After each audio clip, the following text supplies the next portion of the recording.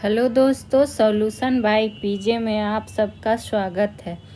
आज एक बार फिर से मैं आप लोगों के लिए एक इम्पॉर्टेंट टॉपिक लेके आ गई हूँ। वो भी काफ़ी इम्पॉर्टेंट टॉपिक में से एक है हिस्ट्री का, मॉडर्न हिस्ट्री का भारतीय राष्ट्रीय आंदोलन। तो ये ऐसा टॉपिक है कि अगर आप किसी भी एग्ज़ाम की तैयारी करेंगे तो आपको यहाँ से प्रश्न दिखेंगे ही। तो चलिए आज इसमें जो भी महत्वपूर्ण अधिवेशन हुए थे सारे को हम कवर करेंगे, लेकिन सिर्फ वही जो महत्वपूर्ण रहेंगे आपके एग्ज़ाम के लिए। तो चलिए स्टार्ट करते हैं। भारतीय राष्ट्रीय कांग्रेस और आंदोलन के बारे में बात करते हैं। तो सबसे पहला प्रश्न इससे क्या बनता है या फिर क्या पूछ सकता है, तो सबसे पहला बात तो यही पूछ लिया जाता है कि भारतीय राष्ट्रीय कांग्रेस की स्थापना कब हुई थी। भारतीय राष्ट्रीय कांग्रेस की स्थापना कब हुई थी। स्थापना वर्ष ही काफ़ी बार पूछा गया है, तो उसको कैसे छोड़ सकते हैं हम लोग। तो एग्जैक्ट डेट याद रखिएगा, 28 दिसंबर 1885 को। कब? तो 28 दिसंबर 1885 को इसकी स्थापना हुई थी। इससे संबंधित संस्थापक पूछता है कि भारतीय राष्ट्रीय कांग्रेस के संस्थापक कौन थे, और ये सब प्रश्न में प्रश्न पूछे हुए ही हैं। तो याद रखिएगा A.O. ह्यूम जो थे इसके संस्थापक थे, यानी कि एलन ऑक्टेवियन ह्यूम, जो कि कहाँ के निवासी थे, तो स्कॉटलैंड के। ये भी आपसे पूछ सकता है। हालांकि आपको हम पहले भी भारतीय राष्ट्रीय कांग्रेस फुल डिटेल के साथ, सारा अधिवेशन के साथ पढ़ा चुके हैं। प्लेलिस्ट में वीडियो है, आप जाके देख सकते हैं। फिर इसको एक बार कवर करेंगे जो इम्पोर्टेंट पॉइंट है। अगर स्थान की बात करें कि कौन सा स्थान, तो ध्यान रखेंगे पूछा जाता है, तो बम्बई का गोकुलदास तेजपाल संस्कृत विद्यालय, ये नाम याद रखिएगा। स्थान का नाम भी पूछा जाता है, ठीक है, कि कहाँ पे स्थापना हुआ था। और 28 दिसंबर 1885 की जब इसकी स्थापना हुई थी, तो इस टाइम वाइसराय कौन था, ये भी पूछा जाता है कि भारतीय राष्ट्रीय कांग्रेस की स्थापना के समय वाइसराय कौन था, तो लॉर्ड डफरिन। तो जो पॉइंट इम्पोर्टेंट इससे बनेंगे हम आपको सारा कवर कराएंगे। वहीं बात करें कि पहले जो इसका नाम था, अगर पूछे कि पूर्व का क्या नाम था भारतीय राष्ट्रीय कांग्रेस का, पूर्व का नाम अगर पूछे तो पूर्व का नाम था भारतीय राष्ट्रीय संघ। भारतीय राष्ट्रीय संघ, लेकिन इसका नामकरण बदलकर भारतीय राष्ट्रीय कांग्रेस किसने कर दिया था, तो ये कर दिया था भारतीय राष्ट्रीय कांग्रेस। ये नाम किसने कर दिया था, ये भी प्रश्न पूछा जाता है। तो ध्यान रखिएगा, दादा भाई नौरोजी ने। किसने? तो दादा भाई नौरोजी ने इसका नामकरण करके क्या कर दिया था, भारतीय राष्ट्रीय कांग्रेस। अब कुछ प्रमुख कथन इससे ध्यान रखना है कि भारतीय राष्ट्रीय कांग्रेस के बारे में पूछा जाता है कि इसके बारे में ये कथन किसने कहा था। तो जो इम्पोर्टेंट है सिर्फ उसको हम लोग कवर करेंगे। बार बार यही बोल रहे हैं आपको, ताकि आपके माइंड में कोई कन्फ्यूजन क्रिएट ना हो। एक इसमें स्टेटमेंट याद रखिएगा, क्या, कि कांग्रेस की आवाज़ जनता की आवाज़ नहीं। कांग्रेस की आवाज़ क्या है, तो जनता की आवाज़ नहीं है। ये भारतीय राष्ट्रीय कांग्रेस के बारे में किसने कहा था, ये काफ़ी बार पूछा हुआ प्रश्न है। तो ये कथन जो कहा था किसने, तो फिरोज शाह मेहता ने। जो भी इम्पोर्टेंट पॉइंट बनते हैं वो आपको कवर किया जाएगा, फिरोज शाह मेहता। और इसी तरह का इम्पोर्टेंट टॉपिक डेली आपको कराया जा रहा है। तो वीडियो अच्छा लगे तो लाइक शेयर कर दें और चैनल को सब्सक्राइब भी कर लेंगे। वहीं दूसरा स्टेटमेंट जो काफ़ी बार एग्जाम में पूछा गया है कि सूक्ष्मदर्शी, यानी कि ये सब सारे स्टेटमेंट किसके बारे में है, भारतीय राष्ट्रीय कांग्रेस के बारे में, कि सूक्ष्मदर्शी अल्पसंख्यकों की संस्था भी इसे कहा गया है। तो ये कथन किसका था, ये पूछा गया है। तो ये कथन जिन्होंने कहा था वो था लॉर्ड डफरिन, जो कि इस टाइम क्या था, वाइसराय। ठीक है, अगला स्टेटमेंट जो पूछ लिया जाता है जिसकी बात करेंगे, कौन सा, कि कांग्रेस भीख मांगने वाली संस्था है। कांग्रेस भीख मांगने वाली संस्था है, ये कथन किसने दिया था, मांगने वाली संस्था है। और नोट डाउन आप लोग ज़रूर करिए, बहुत ही इम्पोर्टेंट पॉइंट आपको बताया जा रहा है। तो ये जो स्टेटमेंट था किनका, अरविंद घोष का। किसका, तो अरविंद घोष का, जिन्होंने भारतीय राष्ट्रीय कांग्रेस के बारे में यह स्टेटमेंट दिया था।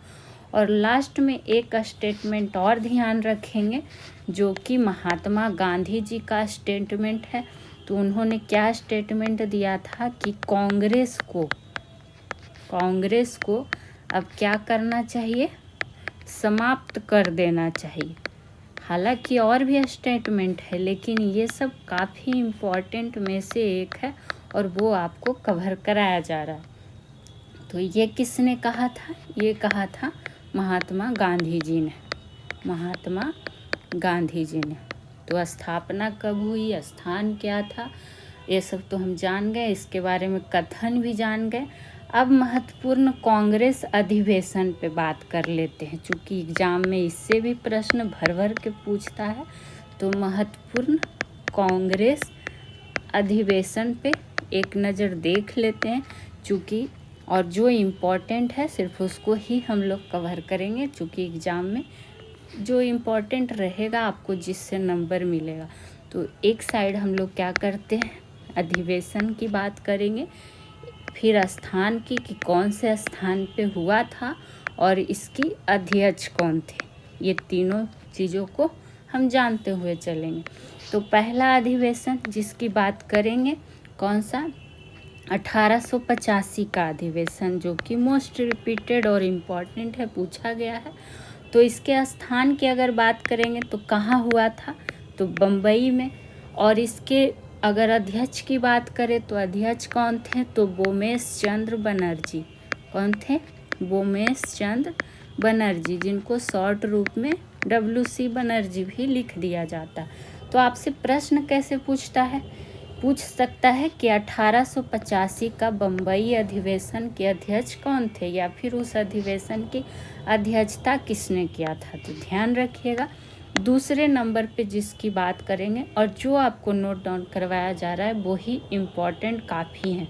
तो 1886 की बात करेंगे, जिसका स्थान क्या था, तो कलकत्ता, यानी कि कलकत्ता अधिवेशन 1886 के अध्यक्ष कौन थे, तो ये ध्यान रखिएगा, दादा भाई नौरोजी। और एग्जाम में काफ़ी बार पूछा गया है, जो कि प्रथम पारसी अध्यक्ष थे। तो ये भी आपसे पूछ सकता है कि प्रथम पारसी अध्यक्ष कौन थे, जिन्होंने 1886 का कलकत्ता अधिवेशन का अध्यक्षता किया था। अब तीसरे नंबर पे बात करेंगे किसका, 1886 के बाद 1887 वाला भी इम्पोर्टेंट है, जिसकी जगह की बात कर ले तो मद्रास। और इस अधिवेशन के अध्यक्षता किसने किया था, तो बदरुद्दीन तैयब जी ने। किसने, बदरुद्दीन तैयब जी, जो कि क्या पूछ लिया जाता है, प्रथम मुस्लिम अध्यक्ष थे, प्रथम मुस्लिम अध्यक्ष थे। यकीन मानिए आप किसी भी एग्ज़ाम की तैयारी कर रहे होंगे, चाहे आप बिहार शिक्षक भर्ती देने वाले हो, BPSC देने वाले हो, बिहार SSC, रेलवे, कोई सा प्रतियोगी परीक्षा, आपको यहाँ से प्रश्न दिखते हैं और इस सेशन से भी आपके प्रश्न मिलेंगे। अगला जिसकी बात करेंगे 1888 का, और इसका स्थान का अगर बात करेंगे तो कहाँ था, इलाहाबाद में। और इस अधिवेशन की जो अध्यक्षता किए थे कौन, जॉर्ज यूले। कौन, जॉर्ज यूले। और ये क्या था, प्रथम अंग्रेज अध्यक्ष। तो प्रथम अंग्रेज अध्यक्ष। तो एक पॉइंट यहाँ पर नोट डाउन कर लेंगे साथ ही साथ कि जब आपसे प्रथम पारसी अध्यक्ष पूछेगा तो दादा भाई नौरोजी को ध्यान रखना है। प्रथम मुस्लिम अध्यक्ष पूछेगा जो बदरुद्दीन तैयब जी, और प्रथम अंग्रेज अध्यक्ष तो जॉर्ज यूले। इसीलिए ये पॉइंट आपको क्या किया गया है, यहाँ पर ऐड करवाया गया है। वहीं 5वां नंबर पे जिसकी बात कर लेंगे, जो इसके बाद का इम्पोर्टेंट है, एग्जाम में कई बार पूछा गया है, आगे भी मिलेगा, 1896 का अधिवेशन। और इसका स्थान का अगर बात करें तो कलकत्ता, ठीक है। और इसके अधिवेशन की अध्यक्षता किसने किया था, तो रहीमतुल्ला सयानी ने। किसने, रहीमतुल्ला सयानी ने। ये क्यों इम्पोर्टेंट है, चूँकि पहली बार इसी अधिवेशन में क्या हुआ था, वंदे मातरम गाया गया था। क्या गाया गया था, तो वंदे मातरम। तो आपसे इस तरह से प्रश्न पूछ सकता है कि पहली बार वंदे मातरम कब, किस अधिवेशन में गाया गया था, तो 1896 का अधिवेशन, कलकत्ता अधिवेशन, और अध्यक्ष थे रहीमतुल्ला सयानी जी। 6ठा नंबर पे जो इम्पोर्टेंट बनेगा 1905 का अधिवेशन, जो कहाँ हुआ था, तो वाराणसी में। और इसकी अध्यक्षता किसने किया था, तो गोपाल कृष्ण गोखले ने। किसने, महात्मा गांधी के राजनीतिक गुरु गोपाल कृष्ण गोखले ने। और इस क्या कहता है, इस अधिवेशन से ही क्या हुआ था, बंग भंग आंदोलन, जो काफ़ी बार एग्जाम में भी पूछा गया है कि समर्थन मिला था इसको, ठीक है। बंग भंग आंदोलन का समर्थन इसमें मिला था 1905 में। 7वें नंबर पे जिसकी बात करेंगे 1906 का भी ध्यान रखेंगे, कलकत्ता अधिवेशन। और इसकी अध्यक्षता किसने किया था, तो दादा भाई नौरोजी। जो भी इम्पोर्टेंट है वही आपको बताया जा रहा है। और इसमें ये एक शब्द और पूछ लिया जाता है कि स्वराज शब्द का प्रयोग हुआ था। किस शब्द का प्रयोग, तो स्वराज शब्द का प्रयोग किया गया था 1906 के कलकत्ता अधिवेशन में। दादा भाई नौरोजी अध्यक्ष थे। 8वां नंबर पे जिसकी बात करेंगे 1907 का। और ये आप लोग को बताने की ज़रूरत नहीं है कि ये सब कितना रिपीटेड प्रश्नों में से एक है, जो कि कहाँ, तो सूरत में। और इसके अधिवेशन की अध्यक्षता किसने किया था, तो रास बिहारी घोष ने, ठीक। और इसमें क्या हुआ था, कांग्रेस का विभाजन। और काफ़ी बार पूछा है, आपको पता भी होगा, कांग्रेस का विभाजन। नोट डाउन आप लोग ज़रूर करेंगे और इस चैनल को सब्सक्राइब कर लेंगे। वीडियो को जितना हो सके लाइक शेयर करते ही चलेंगे, आपको किसी भी एग्ज़ाम में हेल्प मिलेगा। 1911 का भी ध्यान रखिएगा, पूछा जाता है, कलकत्ता अधिवेशन। और इसके अधिवेशन की अध्यक्षता किया था बिशन नारायण धर ने। किसने, बिशन नारायण धर ने, ठीक है। और इसमें क्या इम्पोर्टेंट पॉइंट ये है कि 1911 का कलकत्ता अधिवेशन में जन गण मन पहली बार गाया गया था। राष्ट्रगान पहली बार यहाँ क्या हुआ था, गाया गया था। तो ये एक पॉइंट इसमें ऐड ऑन आप लोग करते हुए चलेंगे। चूँकि इम्पॉर्टेंट है तो आपको लिखना भी ज़रूरी है कि क्या पूछ सकता है। उसी अगले अधिवेशन पे जिसकी चर्चा करेंगे, जो कि होगा 10वां नंबर, तो ध्यान रखिएगा 1916 का कहाँ, तो लखनऊ अधिवेशन। और इसकी अध्यक्षता की अगर बात कर ले तो अंबिका चरण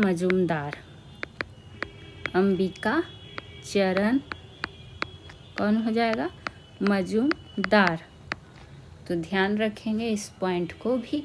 वही बात करें 1917 पे जानेंगे, जो कि ये भी इम्पोर्टेंट है, बार बार बोल रहे हैं, जो इम्पोर्टेंट है वही बता रहे हैं। तो कलकत्ता अधिवेशन।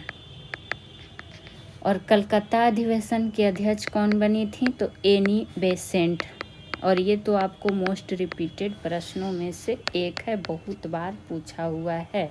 तो एनी बेसेंट की अगर बात करें तो ये भी पूछा जाता है कि प्रथम महिला अध्यक्ष, भारतीय राष्ट्रीय कांग्रेस की प्रथम महिला अध्यक्ष कौन? तो एनी बेसेंट। ठीक है, 12 नंबर पे चलते हैं और जानते हैं 1900, इसके बाद जो इम्पोर्टेंट है 1924 का बेलगांव अधिवेशन। बेलगांव अधिवेशन क्यों इम्पोर्टेंट है? क्योंकि इसकी अध्यक्षता किसने किया था? तो इसकी अध्यक्षता किया था महात्मा गांधी ने, और ये इसलिए इम्पोर्टेंट है क्योंकि ये पहली बार अध्यक्ष बने थे। गांधी जी पहली बार भारतीय राष्ट्रीय कांग्रेस के अध्यक्ष, यानी एक ही बार अध्यक्ष बने थे, इसलिए ये पूछा जाता है। अगला पे जिसकी बात करेंगे 1924 के बाद 1925, ये सब सारे स्टार मार्कर, ये सारे इम्पोर्टेंट हैं। तो 1925 का कहाँ हुआ था? कानपुर में। ठीक है, और कानपुर में, और इसकी अध्यक्षता किसने किया था? तो सरोजनी नायडू ने। किसने? तो सरोजनी नायडू जी ने किया था। और इनसे ये प्रश्न पूछ लिया जाता है कि प्रथम भारतीय महिला अध्यक्ष। जब प्रथम महिला पूछेगा तब तो एनी बेसेंट, लेकिन प्रथम भारतीय महिला अध्यक्ष जब पूछेगा तब क्या हो जाएगा? सरोजनी नायडू। तो इसमें लोग कंफ्यूज हो जाते हैं, जो कि आपको क्या कर लेना है, ध्यान में रख लेना है। अगला जिसकी बात करेंगे 14 नंबर पे 1929 का। अगर आपको सारा अधिवेशन पढ़ना है तो आप प्लेलिस्ट बना हुआ है, आप पुराना वीडियो जाके देख सकते हैं। यहाँ पे सिर्फ आपको जो मोस्ट इम्पॉर्टेंट है उसको कवर कराया गया। लाहौर की बात करें तो लाहौर अधिवेशन का अध्यक्षता किसने किया था? तो जवाहरलाल नेहरू ने। किसने? तो जवाहरलाल नेहरू में। और इसमें एक पॉइंट ऐड करेंगे कि इसी अधिवेशन में पूर्ण स्वराज की मांग की गई थी। क्या की गई थी? पूर्ण स्वराज की मांग की गई थी।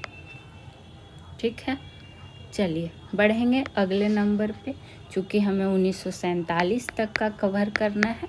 तो 15 नंबर पे जिसकी बात कर लेंगे, कौन सा? 1931 का कराची अधिवेशन। काफ़ी बार पूछा हुआ है एग्जाम में, कराची अधिवेशन। और इसकी अध्यक्षता किसने किया था? तो सरदार वल्लभ भाई पटेल ने। किसने?